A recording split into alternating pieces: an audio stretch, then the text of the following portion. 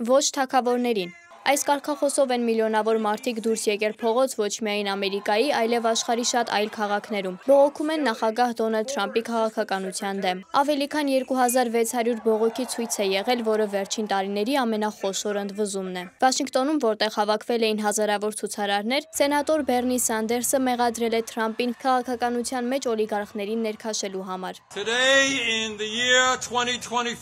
Այսօր Ամերիկայի պատմության այս վտանգավոր պահին մեր ուղերձը հստակ է։ Ոչ, պարոն Թրամփ, մենք չենք ցանկանում, որ դուք կամ որևէ այլ թագավոր կառավարեք մեզ։ Մեկ այլ սենատոր մեղադրել է Թրամփին ժողովրդավարական ինստիտուտները հիմքից քայքայելու համար։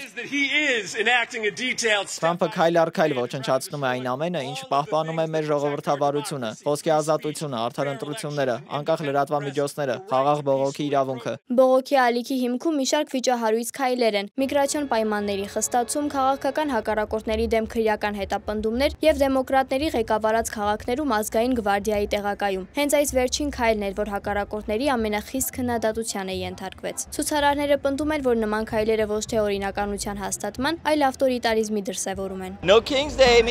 Ոչ թագավորներին ակցիա նշանակում է, որ մենք ունենք այսպես կոչված նախագահ, որն իրեն պահում է ինչպես միահեծան կառավարիչ։ Նա պատժում է բոլոր նրանց, ովքեր հանդես են գալիս իր դեմ։ Նա վախ է սերմանում թե Սպիտակ տանը, թե մեր թաղամասերում, եւ նրա քաղաքականությունը բռնապետության մասին է։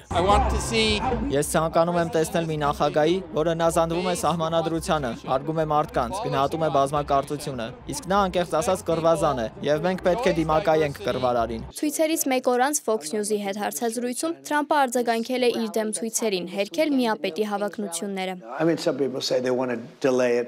Ոչ, գիտեք, նրանք ասում են, որ ինձ որպես թագավոր եմ ներկայացնում, բայց ես թագավոր չեմ։ Եվ այս ֆոնին փոխնախագահ Ջեյ Վենսը հրապարակել է արհեստական բանականությամբ ստեղծված տեսանյութ, որտեղ թագ եւ արքայական պատվանշաններ կրող Թրամփի առջև զնգի են գալիս դեմոկրատ քաղաքական գործիչները։ Թրամփն ինքն էլ ավելի վաղ հրապարակել էր արհեստական բանականությամբ ստեղծված հոլովակ, որտեղ նա կործանիչից ցեխով է ռմբակոծում ցուցարարներին։ Մինչ երկրի ներսում ընթանում է այս բուրըն առճակատումը, Թրամփի վարչակազմը ոչ պակաս կոշտ քաղաքականություն է վարում նաեւ Լատինական Ամերիկայի ուղղությամբ։ Թիրախների շարքում Վենեսուելային գումարվել է Կոլումբիան։ Թրամփը Truth Social-ում Կոլումբիայի նախագահ Գուստավո Պետրոին անվանել է անօրինական թմրամիջոցների առաջնորդ եւ սպառնացել փակել մահվան դաշտերը, եթե Պետրոն ինքը դա չանի։ Այս սպառնալիքը հնչում է Միացյալ Նահանգների կողմից Կարիբյան ավազանում իբր թմրանյութեր տեղափոխող հերթական նավի ոչնչացումից հետո, որի հետևանքով զոհվել է 2 մարդ։ Կոլումբիայի նախագահը պնդում է, որ ամերիկացիները ձկնորսական նավի են հարվածել եւ համեստ ձկնոր սպանել։ Թրամփն ինքը պնդում է, թե Սուզանավ է խորտակել։